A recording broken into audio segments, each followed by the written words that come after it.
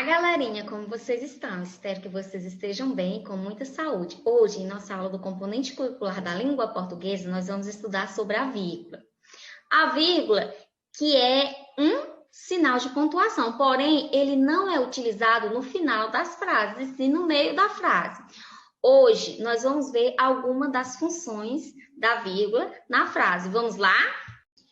A vírgula é usada para separar elementos em uma enumeração. Vejamos alguns exemplos. Fui ao mercado e comprei leite, iogurte, pães, banana, maçã, macarrão, arroz e carne. Veja que após cada item que eu comprei, como leite, iogurte, pães, banana, maçã e macarrão, eu coloquei uma vírgula, que está em V, para melhorar a visualização de vocês. Então, após o item arroz, eu não coloquei vírgula, e sim a conjunção e. Por quê? Porque após o item arroz, eu ia citar o último item, né? Então, aí, em vez de eu ter a vírgula, eu pus a conjunção e. Ficamos arroz e carne. Eu estava jogando bola com Pedro, Laura, Marisa e Arthur. Vejam que após Pedro, Laura, eu coloquei a vírgula. Após Marisa, eu coloquei a conjunção e. Por quê? Porque após Marisa, eu ia citar o último nome de pessoa que estava jogando bola comigo. Então, neste caso, a gente coloca a conjunção e não a vírgula. A mãe de Magali preparou deliciosos quitutes, bolo, pães, suco de abacaxi, geleia, requeijão e biscoitos. Tudo para levar para a vovó. Vejam que após os itens, bolo, pães, suco, abacaxi, geleia, eu coloquei a vírgula. Após requeijão, que é o penúltimo item a ser citado, foi colocada a conjunção. Por quê? Porque após requeijão eu ia citar o último item, que seria biscoito. Pessoal, eu peço que vocês prestem atenção para o uso de um outro sinal de pontuação, que foram os 2 pontos, que eles foram utilizados nessa frase para introduzir a enumeração. Vejamos essa mesma frase de forma mais detalhada. A mãe de Magali preparou deliciosos quitutes. 2 pontos. Bolo, pães, suco de abacaxi, geleia, requeijão e biscoitos. Tudo para a filha levar para a vovó. Então, nessa primeira frase, como vocês podem observar, se colocou os 2 pontos e, em seguida, foi enumerado os itens que foram separados por vírgula. Vejamos um outro exemplo. Vou precisar adquirir alguns produtos. 2 pontos. Caderno, lápis, caneta e borracha. Após os produtos, eu utilizei os 2 pontos para introduzir a enumeração. Caderno, lápis, caneta e borracha. E utilizei a vírgula durante a enumeração.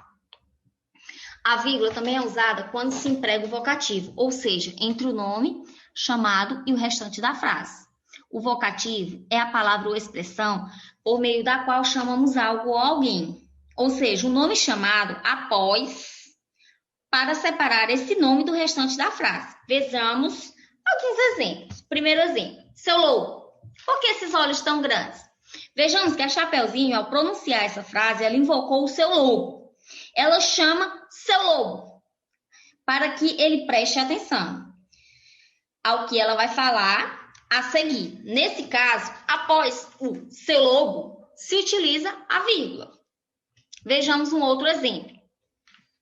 Quando o lobo responde, para te ver, Chapeuzinho.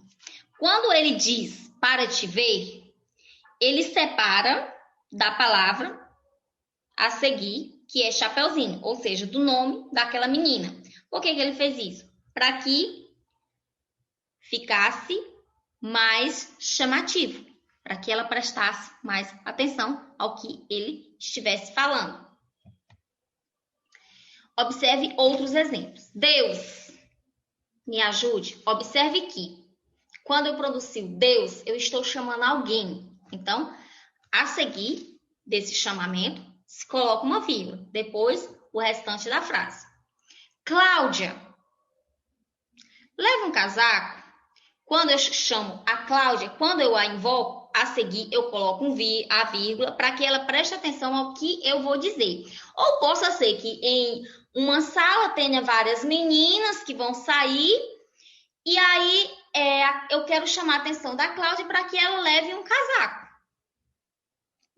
Eu posso estar utilizando essa frase nesse contexto também. Aí quando eu chamo a atenção, Cláudia, invoco a Cláudia, eu coloco uma vírgula a seguir. E o restante da frase. Venha cá, Pedro.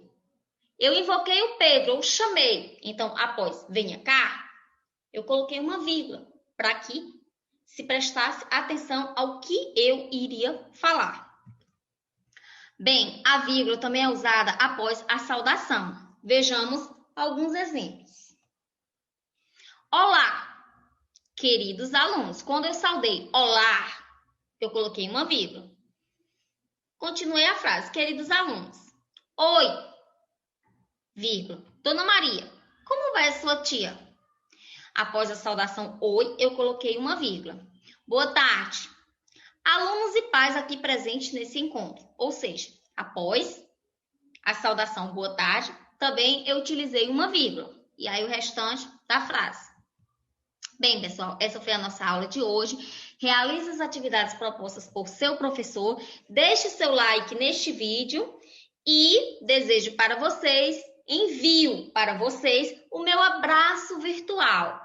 Desejo muita paz, saúde, tudo de bom para vocês. Até a nossa próxima aula.